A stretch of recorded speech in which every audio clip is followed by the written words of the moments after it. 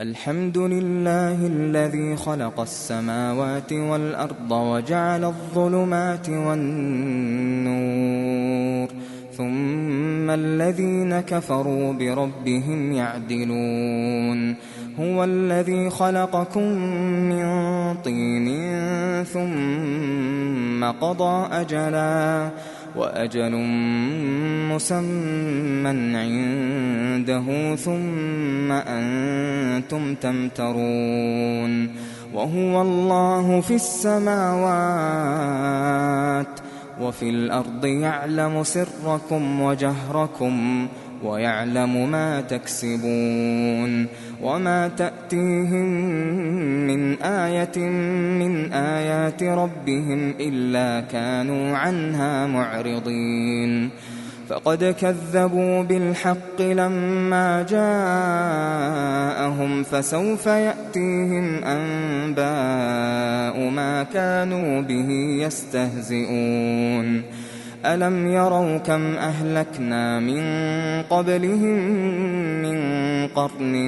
مكناهم في الأرض ما لم نمكن لكم وأرسلنا السماء عليهم مدرارا وجعلنا الأنهار تجري من تحتهم فأهلكناهم بذنوبهم وأنشأنا من بعدهم قرنا آخرين ولو نزلنا عليك كتابا في قرطاس فلمسوه بأيديهم لقال الذين كفروا إن هذا إلا سحر مبين وقالوا لولا أنزل عليه ملك ولو أنزلنا ملكا لقضي الأمر ثم لا ينظرون ولو جعلناه ملكا لجعلناه رجلا وللبسنا عليهم ما يلبسون ولقد استهزئ برسل من قبلك فحاق بالذين سخروا منهم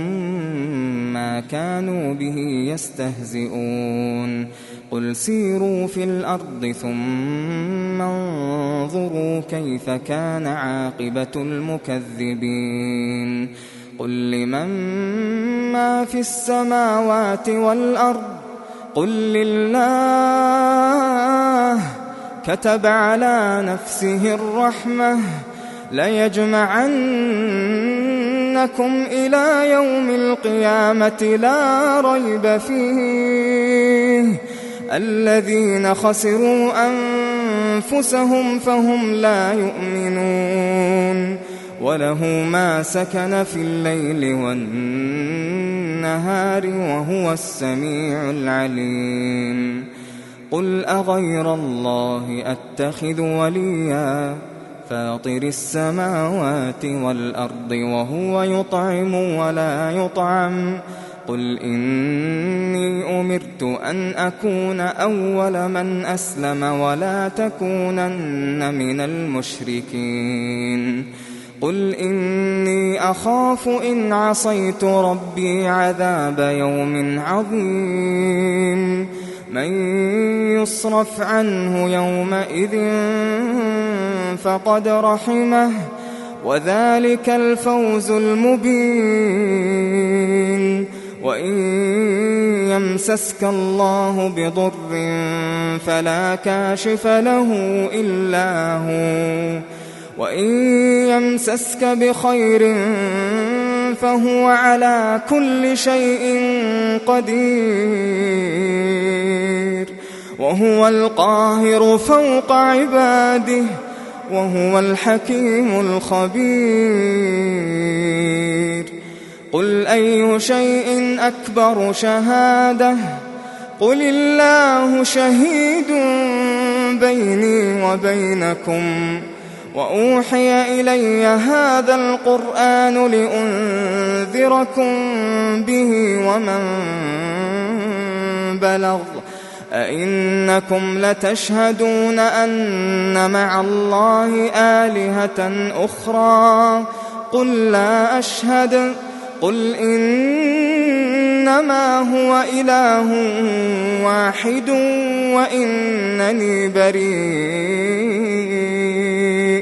وإنني بريء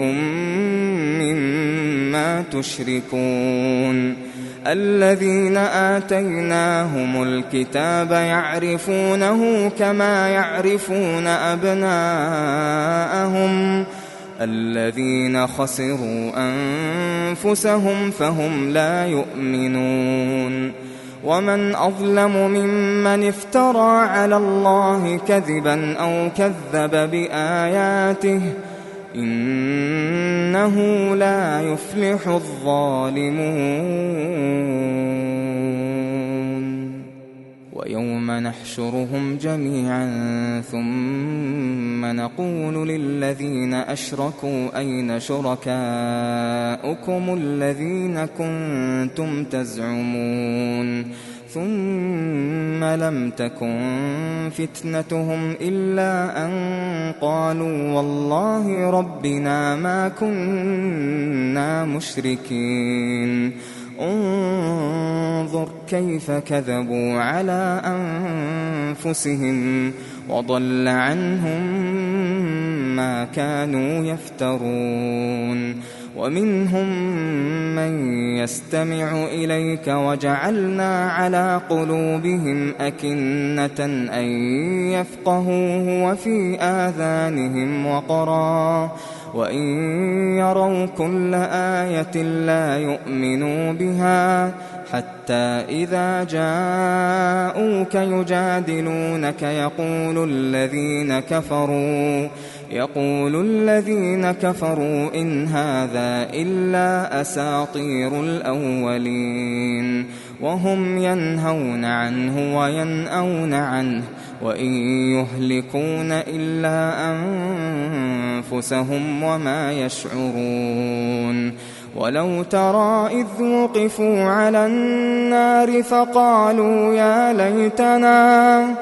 ولو ترى إذ وقفوا على النار فقالوا يا ليتنا نرد ولا نكذب بآيات ربنا ونكون من المؤمنين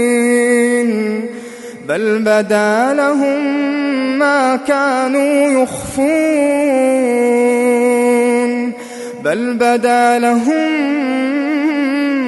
كانوا يخفون من قبل ولو ردوا لعادوا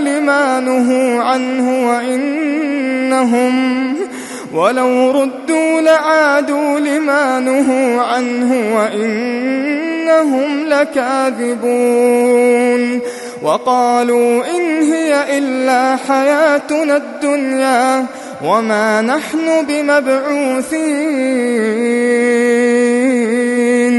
ولو ترى إذ وقفوا على ربهم قال أليس هذا بالحق قالوا بلى وربنا قال فذوقوا العذاب بما كنتم تكفرون قد خسر الذين كذبوا بلقاء الله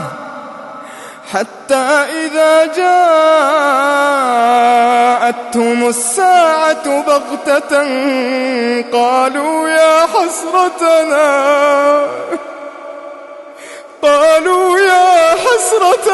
على ما فرطنا فيها وهم يحملون أوزارهم على ظهورهم ألا ساء ما يزرون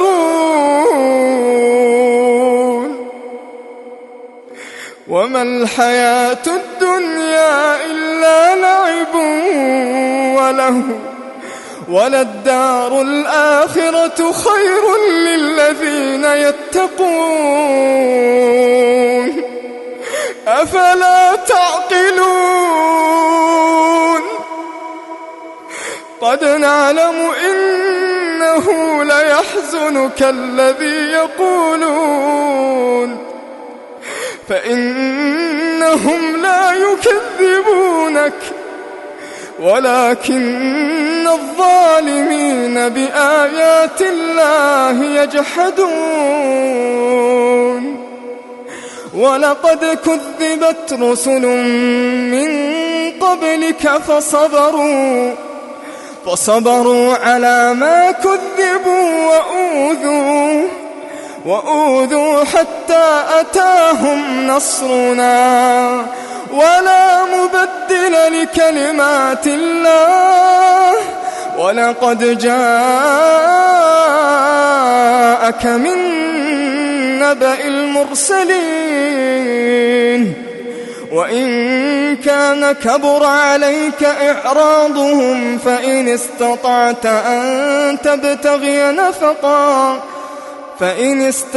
أن تبتغي نفقا في الأرض أو سلما في السماء فتأتيهم بآية ولو شاء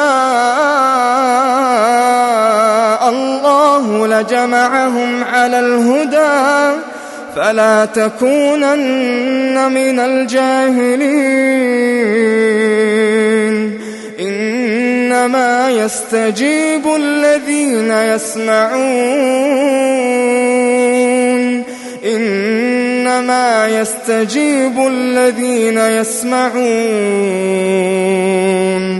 والموتى يبعثهم الله ثم إليه يرجعون إنما يستجيب الذين يسمعون والموتى يبعثهم الله ثم إليه يرجعون وقالوا لولا نزل عليه آية من ربه قل إن الله قادر على أن ينزل آية ولكن أكثرهم لا يعلمون وما من دابة في الأرض ولا طائر يطير بجناحيه إلا أمثالكم ما فرطنا في الكتاب من شيء ثم إلى ربهم يحشرون والذين كذبوا بآياتنا صم وبكم في الظلمات من يشاء الله يضلله ومن يشاء يجعله على صراط مستقيم قل أرأيتكم إن أتاكم عذاب الله أو أتتكم الساعة أغير الله تدعون إن كنتم صادقين بل إياه تدعون فيكشف ما تدعون إليه إن شاء وتنسون ما تشركون ولقد أرسلنا إلى من قبلك فأخذناهم بالبأساء والضراء لعلهم يتضرعون فلولا إذ جاءهم بأسنا تضرعوا ولكن قست قلوبهم وزين لهم الشيطان ما كانوا يعملون فلما نسوا ما ذكروا به فتحنا عليهم أبواب كل شيء حتى إذا فرحوا بما أوتوا أخذناهم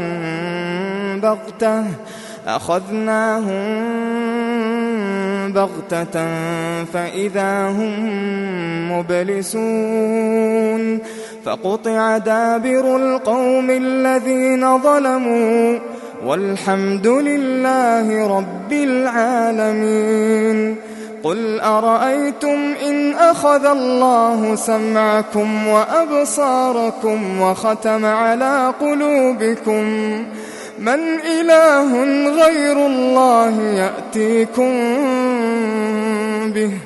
انظر كيف نصرف الآيات ثم هم يصدفون. قل أرأيتكم إن أتاكم عذاب الله بغتة أو جهرة هل يهلك إلا القوم الظالمون؟ وما نرسل المرسلين إلا مبشرين ومنذرين فمن آمن وأصلح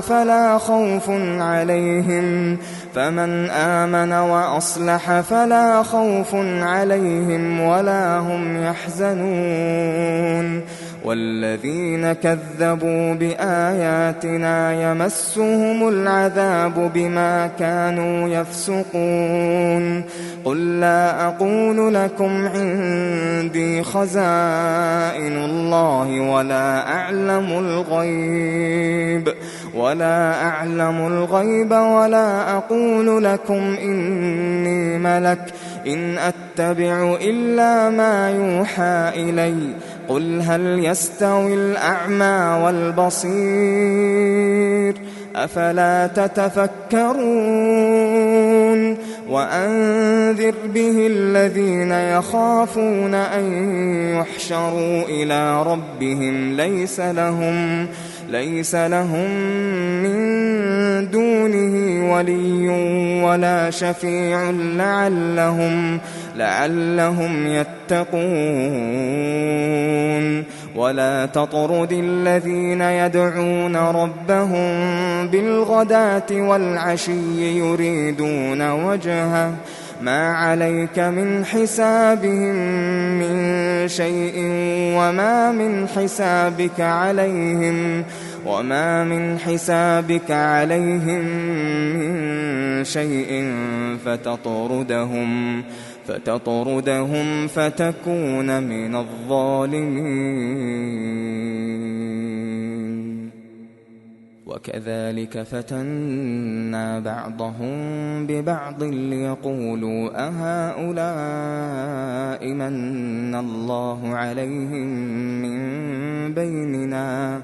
أليس الله بأعلم بالشاكرين. وإذا جاءك الذين يؤمنون بآياتنا فقل سلام عليكم كتب ربكم على نفسه الرحمة أنه من عمل منكم سوءا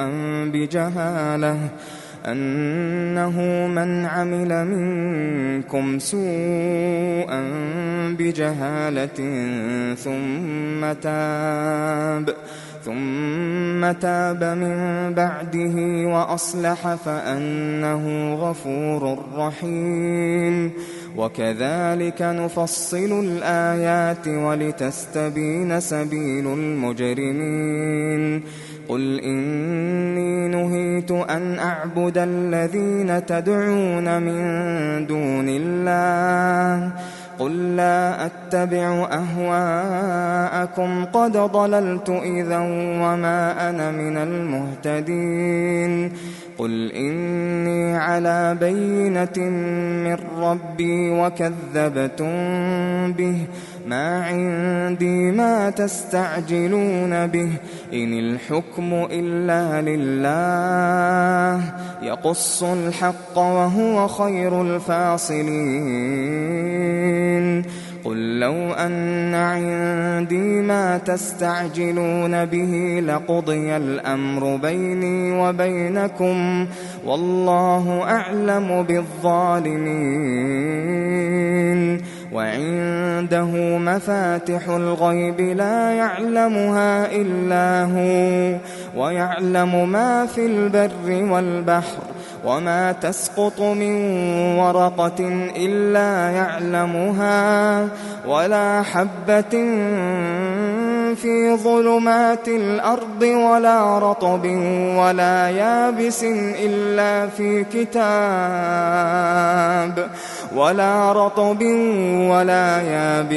إلا في كتاب مبين وهو الذي يتوفاكم بالليل ويعلم ما جرحتم بالنهار ثم يبعثكم فيه ليقضى أجل مسمى ثم إليه مرجعكم ثم ينبئكم بما كنتم تعملون وهو القاهر فوق عباده ويرسل عليكم حفظه حتى إذا جاء أحدكم الموت توفته رسلنا وهم لا يفرطون ثم ردوا إلى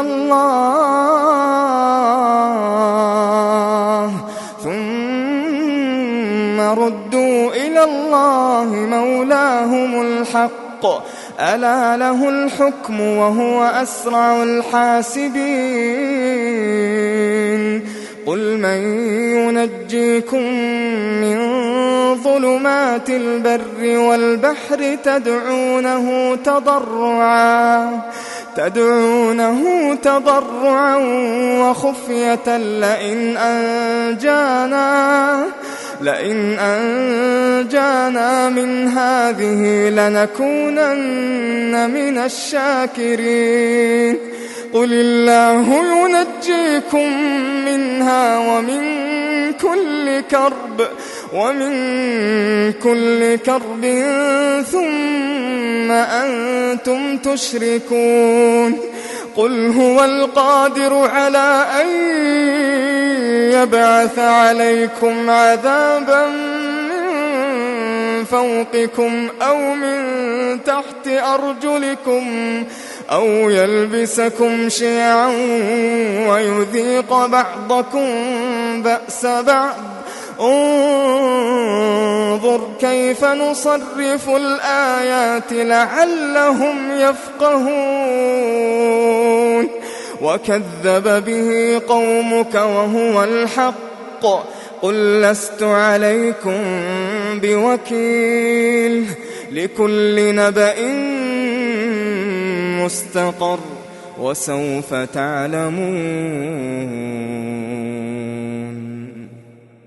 وإذا رأيت الذين يخوضون في آياتنا فأعرض عنهم حتى يخوضوا في حديث غيره وإما ينسينك الشيطان فلا تقعد بعد الذكرى مع القوم الظالمين وما على الذين يتقون من حسابهم من شيء ولكن ذكرى لعلهم يتقون وذر الذين اتخذوا دينهم لعبا ولهوا وغرتهم الحياة الدنيا وذكر به أن تبسل نفس بما كسبت ليس لها من دون الله ولي ولا شفيع وإن تعدل كل عدل لا يؤخذ منها أولئك الذين أبسلوا بما كسبوا لهم شراب من حميم وعذاب أليم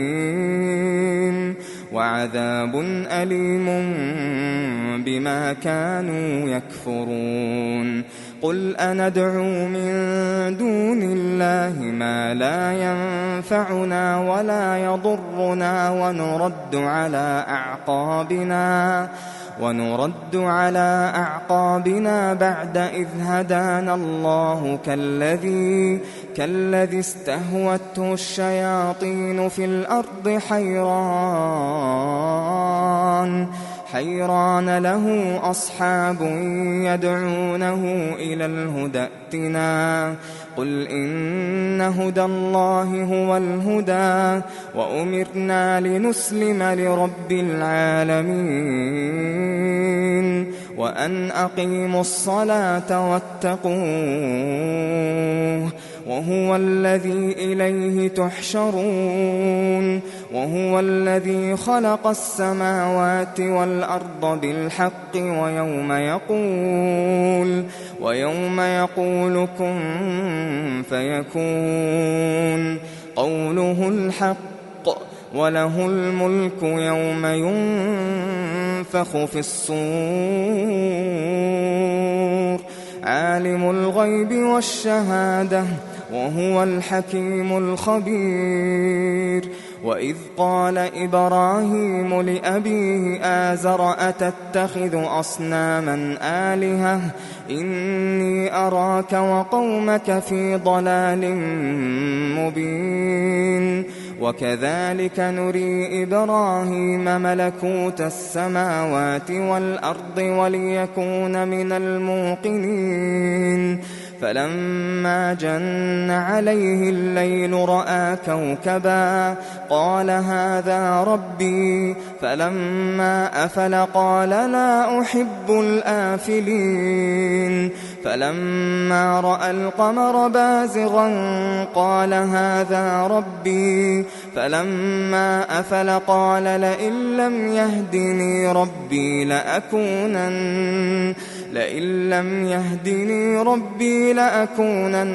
من القوم الضالين فلما رأى الشمس بازغة قال هذا ربي هذا أكبر فلما أفلت قال يا قوم إني بريء مما تشركون إني وجهت وجهي للذي فطر السماوات والأرض حنيفا وما أنا من المشركين وحاجه قومه قال أتحاجوني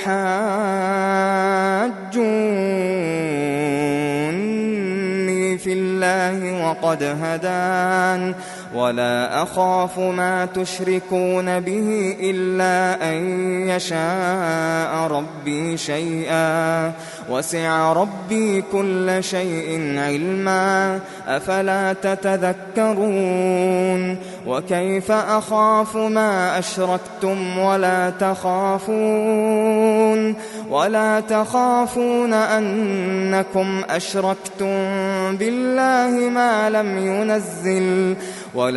تخافون أنكم أشركتم بالله ما لم ينزل به عليكم سلطانا فأي الفريقين أحق بالأمن إن كنتم تعلمون الذين آمنوا ولم يلبسوا إيمانهم بظلم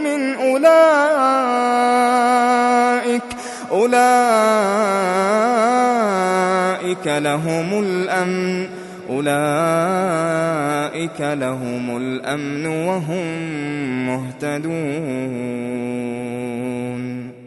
وتلك حجتنا آتيناها إبراهيم على قومه نرفع درجات من نشاء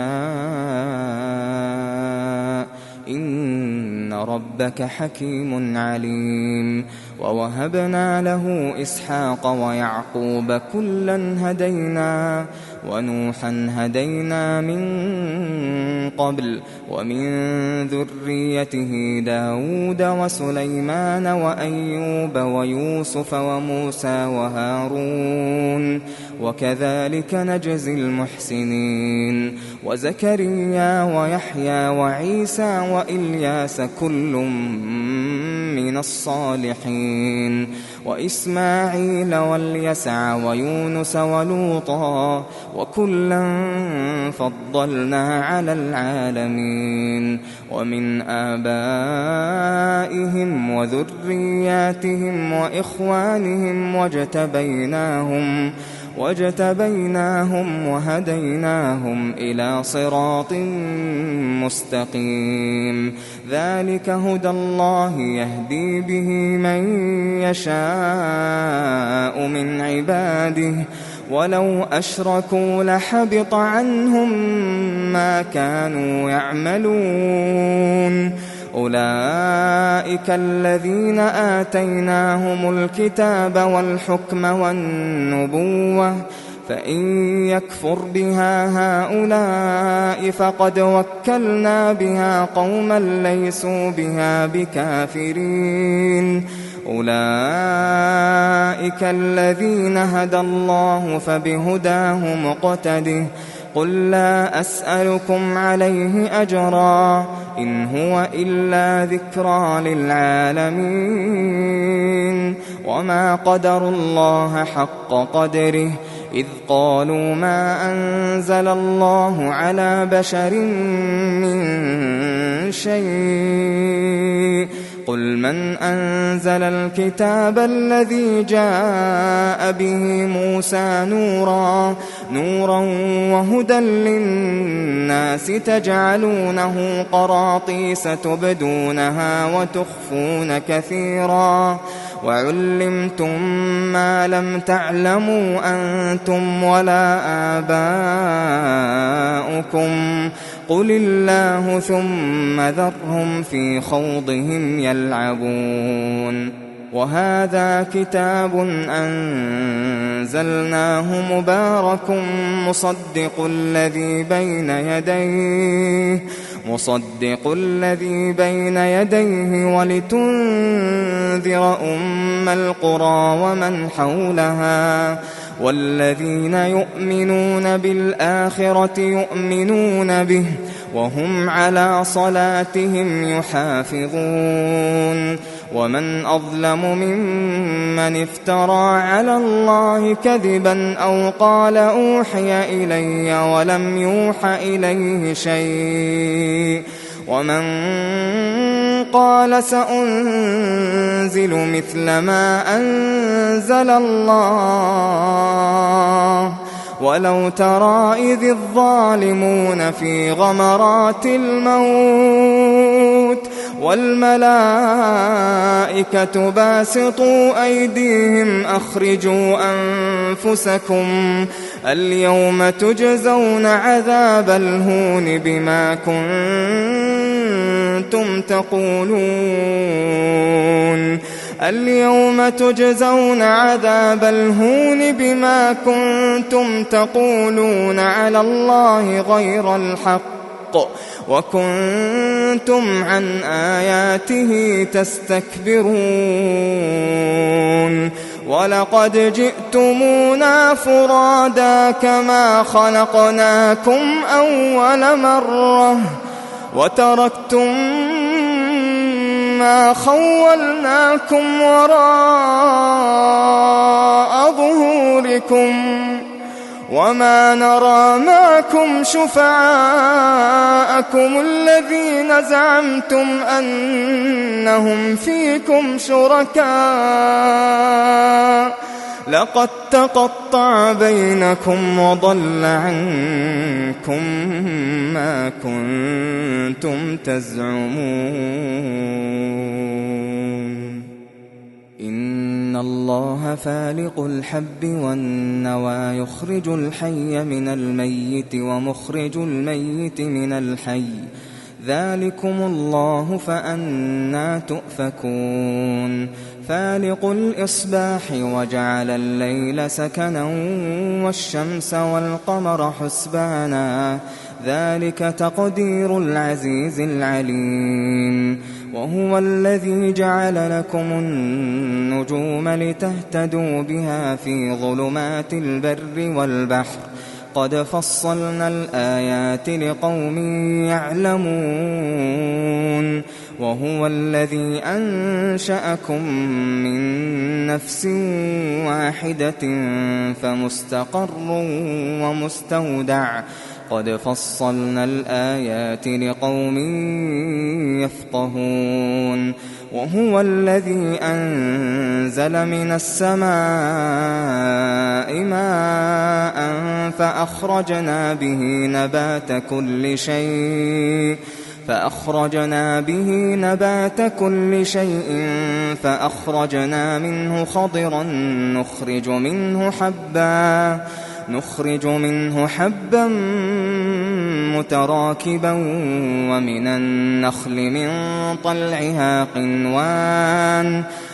النخل من طلعها قنوان دانية وجنات من أعناب والزيتون والرمان مشتبها وغير متشابه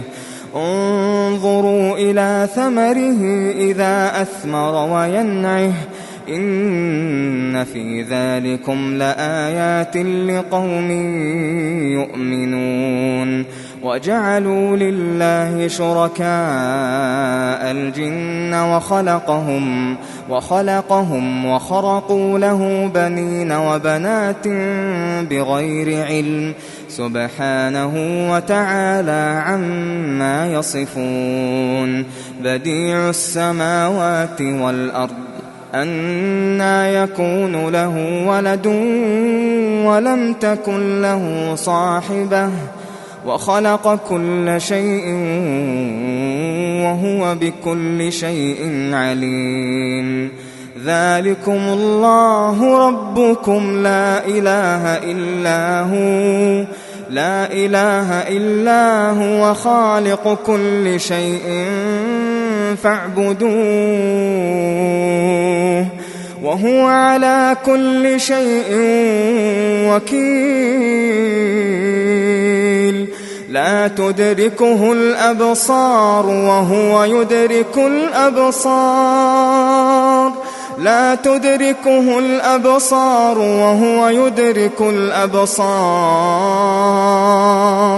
وهو اللطيف الخبير قد جاءكم بصائر من ربكم فمن أبصر فلنفسه ومن عمي فعليها وما أنا عليكم بحفيظ وكذلك نصرف الآيات وليقولوا درست ولنبينه لقوم يعلمون اتبع ما أوحي إليك من ربك لا إله إلا هو وأعرض عن المشركين ولو شاء الله ما أشركوا وما جعلناك عليهم حفيظا وما أنت عليهم بوكيل ولا تسبوا الذين يدعون من دون الله فيسبوا الله عدوا بغير علم كذلك زينا لكل أمة عملهم ثم إلى ربهم مرجعهم فينبئهم بما كانوا يعملون وأقسموا بالله جهد أيمانهم لئن جاءتهم آية ليؤمنن بها قل إنما الآيات عند الله وما يشعركم أنها إذا جاءت لا يؤمنون ونقلب أفئدتهم وأبصارهم كما لم يؤمنوا به أول مرة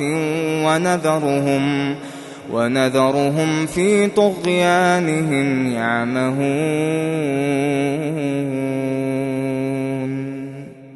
ولو أننا نزلنا إليهم الملائكة وكلمهم الموتى وحشرنا عليهم كل شيء قبلا ما كانوا ليؤمنوا إلا أن يشاء الله ولكن أكثرهم يجهلون وكذلك جعلنا لكل نبي عدوا شياطين الإنس والجن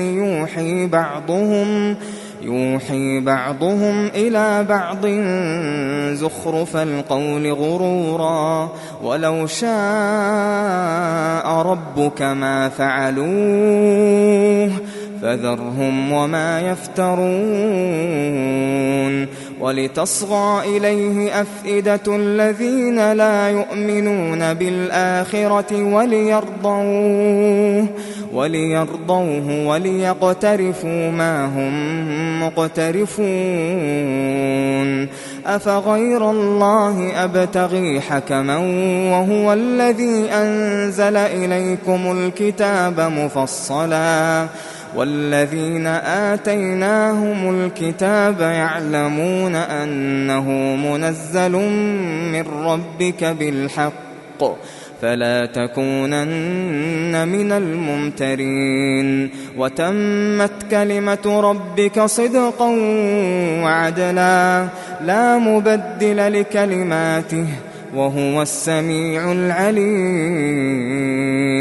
وإن تطع أكثر من في الأرض يضلوك عن سبيل الله إن يتبعون إلا الظن وإن هم إلا يخرصون إن ربك هو أعلم من يضل عن سبيله وهو أعلم بالمهتدين فكلوا مما ذكر اسم الله عليه إن كنتم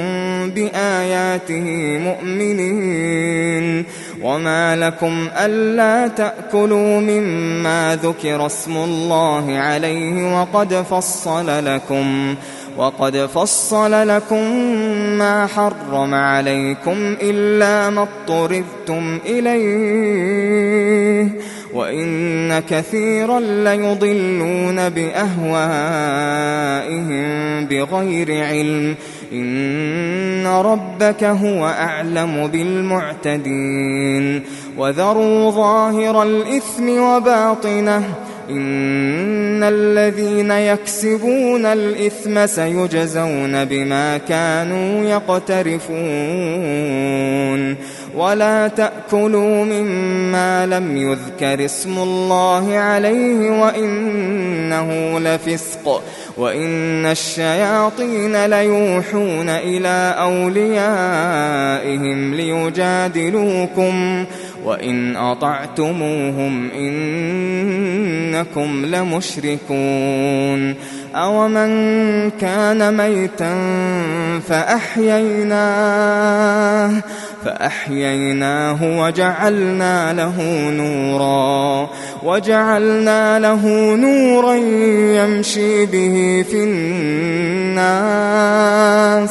وجعلنا له نورا يمشي به في الناس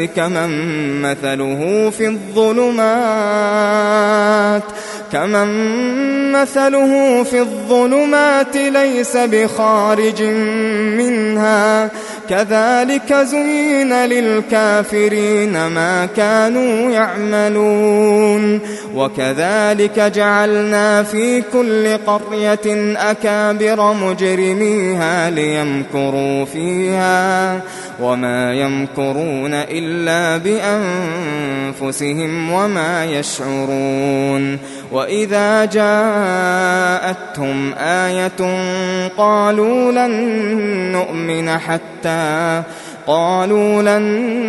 نؤمن حتى نؤتى مثل ما أوتي رسل الله الله أعلم حيث يجعل رسالته سيصيب الذين أجرموا صغار عند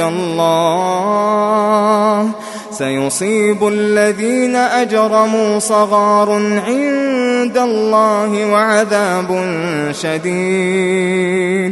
وعذاب شديد بما كانوا يمكرون فمن يرد الله أن يهديه يشرح صدره للإسلام ومن يرد أن يضله يجعل صدره ضيقا حرجا كأنما يصعد في السماء كذلك يجعل الله الرجس على الذين لا يؤمنون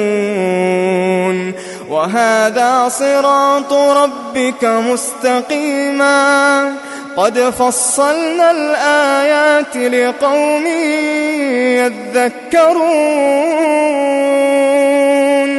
لهم دار السلام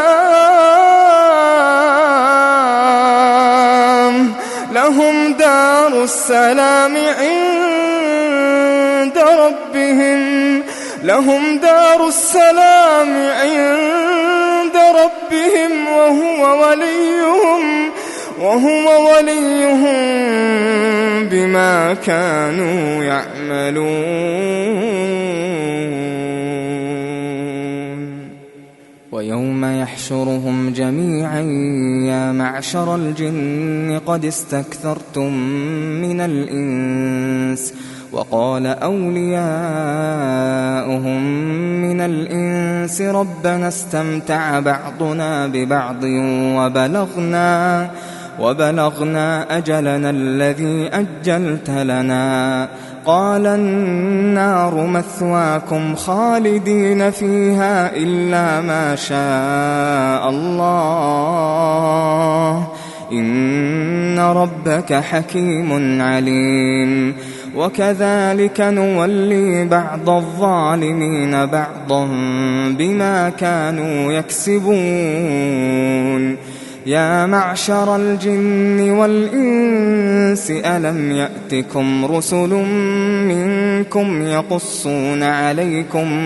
يقصون عليكم آياتي وينذرونكم لقاء يومكم هذا قالوا شهدنا على أنفسنا وغرتهم الحياة الدنيا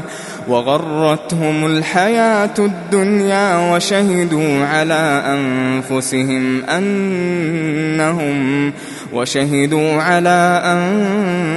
أنفسهم أنهم كانوا كافرين ذلك أن لم يكن ربك مهلك القرى بظلم وأهلها غافلون ولكل درجات مما عملوا وما ربك بغافل عما يعملون وربك الغني ذو الرحمة إن يشأ يذهبكم ويستخلف من بعدكم ما يشاء كما أنشأكم من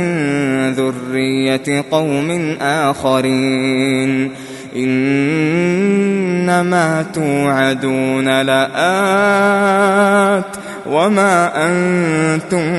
بمعجزين قل يا قوم اعملوا على مكانتكم إني عامل فسوف تعلمون من تكون له عاقبة الدار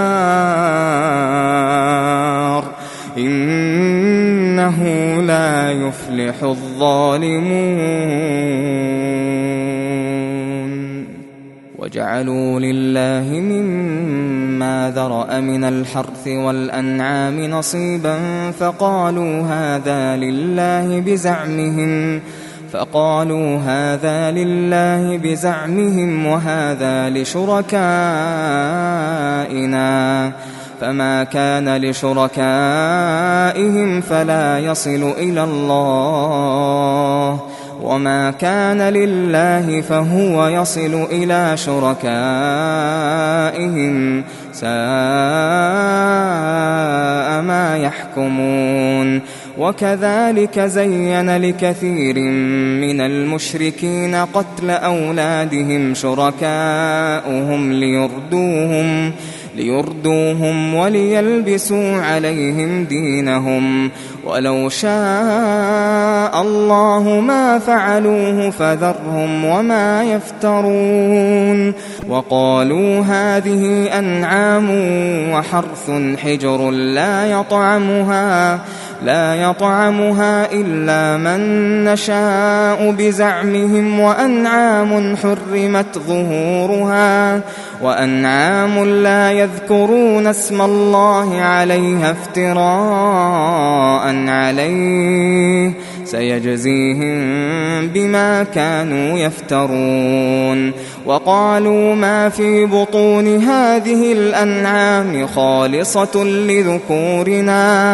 خالصة لذكورنا ومحرم على أزواجنا وإن يكن ميتة فهم فيه شركاء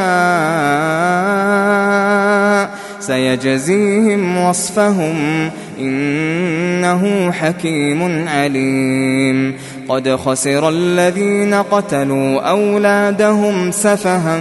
بغير علم وحرموا ما رزقهم الله افتراء على الله قد ضلوا وما كانوا مهتدين. وهو الذي أنشأ جنات معروشات وغير معروشات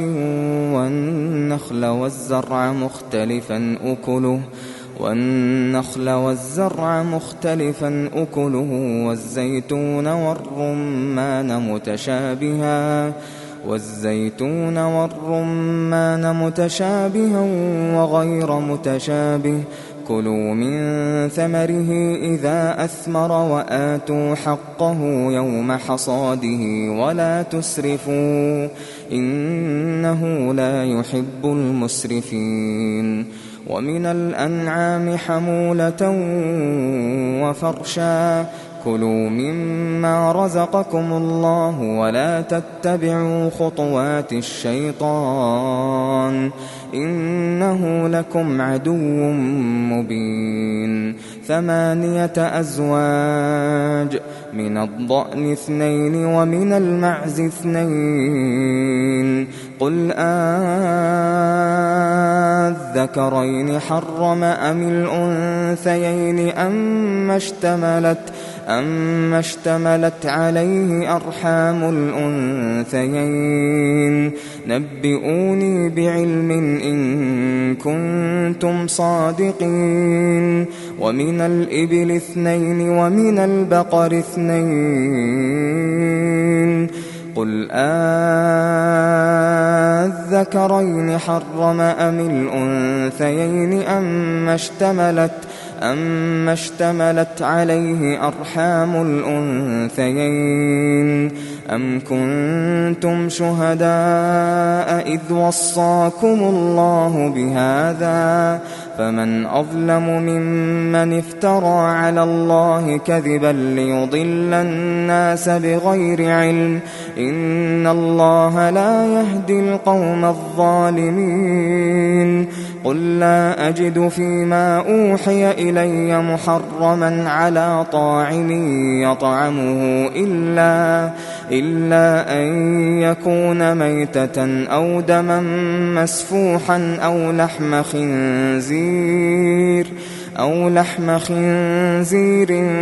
فإنه رجس أو فسقا أهل لغير الله به، فمن اضطر غير باغ ولا عاد فإن ربك غفور رحيم. وعلى الذين هادوا حرمنا كل ذيظفر، ومن البقر والغنم حرمنا عليهم شحومهما إلا ما حملت ظهورهما أو الحوايا أو ما اختلط بعظم، ذلك جزيناهم ببغيهم وإنا لصادقون. فإن كذبوك فقل ربكم ذو رحمة واسعة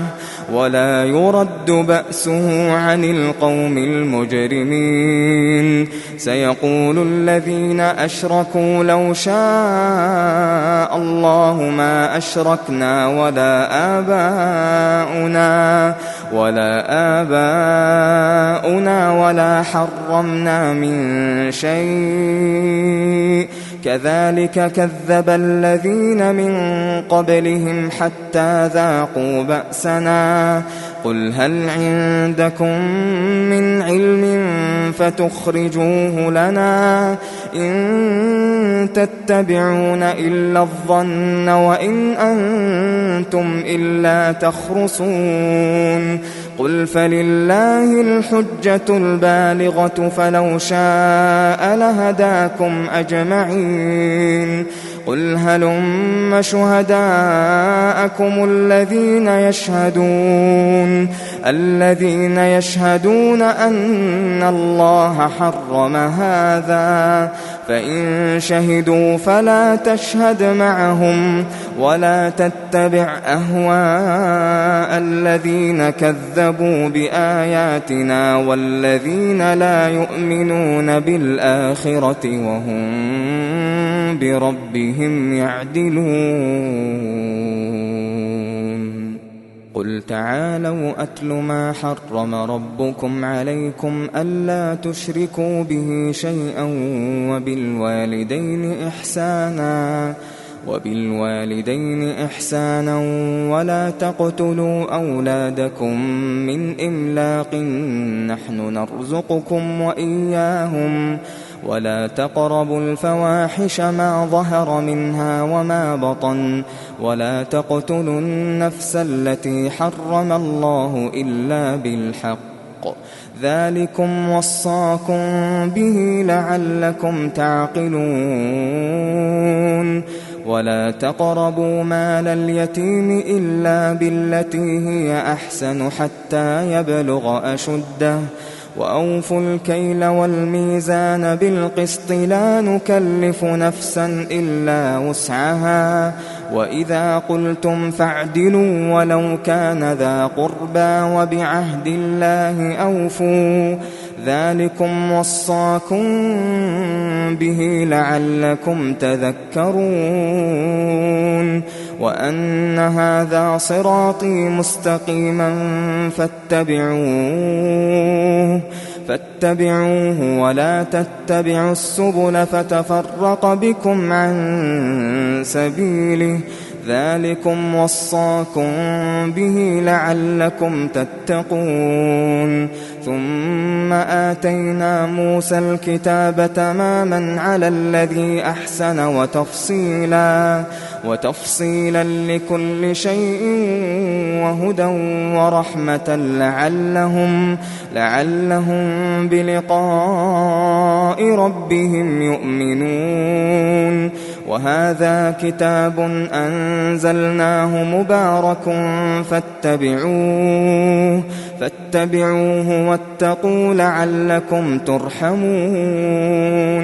أن تقولوا إنما أنزل الكتاب على طائفتين من قبلنا وإن كنا عن دراستهم لغافلين. أو تقولوا لو أنا أنزل علينا الكتاب لكنا أهدى منهم فقد جاءكم بينة من ربكم وهدى ورحمة فمن أظلم ممن كذب بآيات الله وصدف عنها سنجزي الذين يصدفون عن آياتنا سوء العذاب بما كانوا يصدفون هل ينظرون إلا أن تأتيهم الملائكة أو يأتي ربك أو يأتي بعض آيات ربك يوم يأتي بعض آيات ربك لا ينفع نفسا إيمانها لم تكن آمنت من قبل أو كسبت في إيمانها خيرا قل انتظروا إنا منتظرون إن الذين فرقوا دينهم وكانوا شيعا لست منهم في شيء إنما أمرهم إلى الله ثم ينبئهم بما كانوا يفعلون من جاء بالحسنة فله 10 أمثالها ومن جاء بالسيئة فلا يجزى إلا مثلها وهم لا يظلمون قل إنني هداني ربي إلى صراط مستقيم دينا قيما ملة إبراهيم حنيفا وما كان من المشركين قل إن صلاتي ونسكي ومحياي ومماتي لله رب العالمين لا شريك له وبذلك أمرت وأنا أول المسلمين قل أغير الله أبغي ربا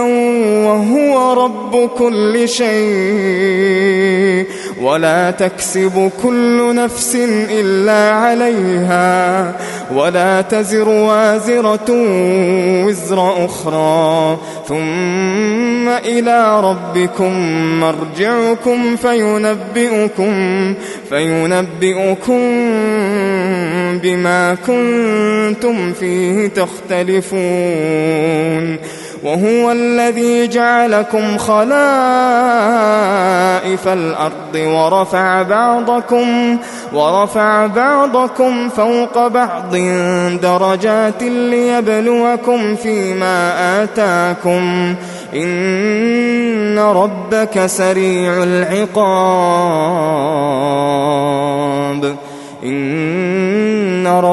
سريع العقاب وإنه لغفور رحيم